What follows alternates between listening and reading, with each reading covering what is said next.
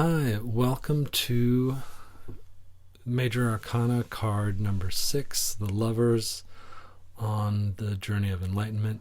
I've put my face on the bottom of the screen to make it more interesting. So with The Lovers, we've stepped out of this central transformation section of the row, and we're into this new column, I guess you could say, which I'm calling release as part of the elevated self. So the thing that we're releasing here is having to kind of like learn and be sort of, these are all teaching roles. We learn like the way of society, of nature. We learn the way of society. We learn the doctrine of our society. So we're sort of students. And that is what we're releasing. We're releasing this idea of like being kind of subjects of these ways of learning. And now we're striking out on our own. So we're releasing that idea of like doing what's expected of us, following the rules, doing what we're told, learning. And now we're kind of following our sexual desire and following this independent path.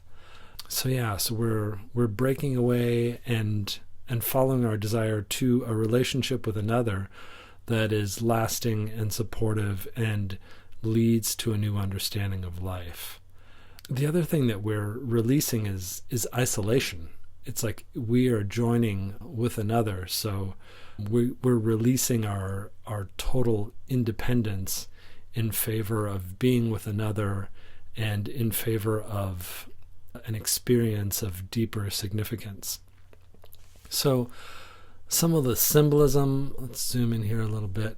Again, we have here the triad formed by this angel and by the man and the woman. We first saw this triad happening here in the Hierophant. The triad is this idea of a duality, here the duality of the man and the woman being brought together in service, in this case, of love. Here it was in service of doctrine and in service of teaching.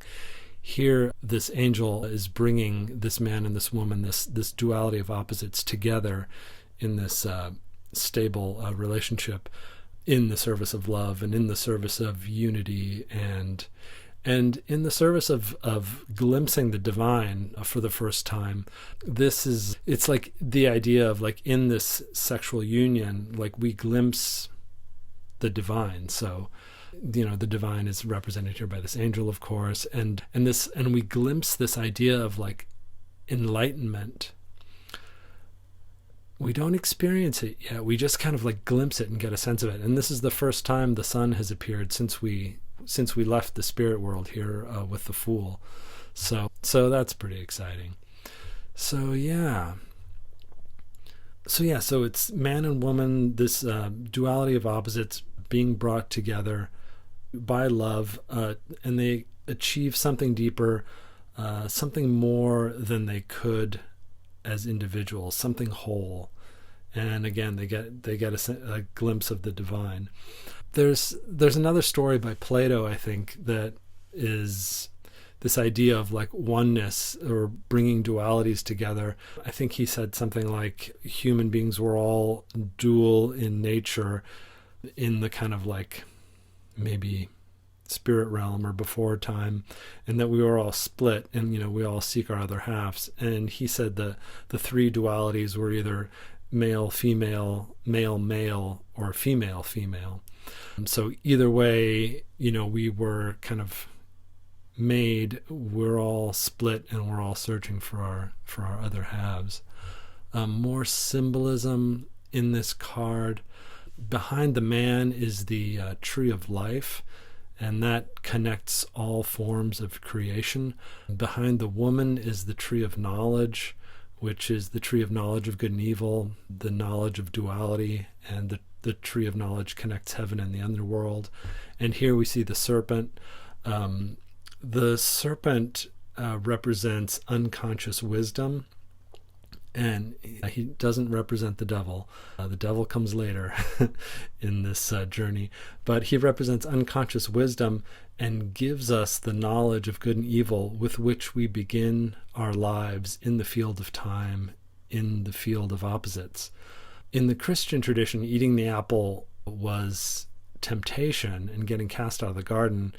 In the goddess traditions that kind of preceded that, eating the apple was the way you started life, like with this knowledge of good and evil and with this knowledge of the field of opposites.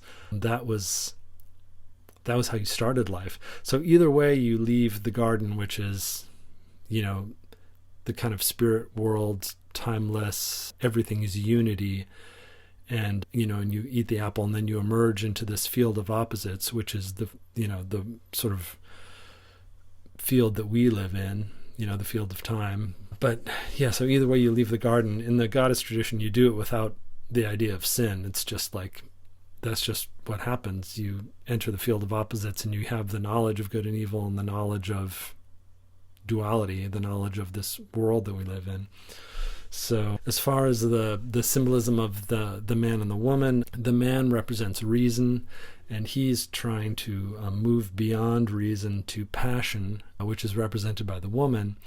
And the woman, as passion, wants to move beyond passion to the divine, so she is kind of staring at the angel.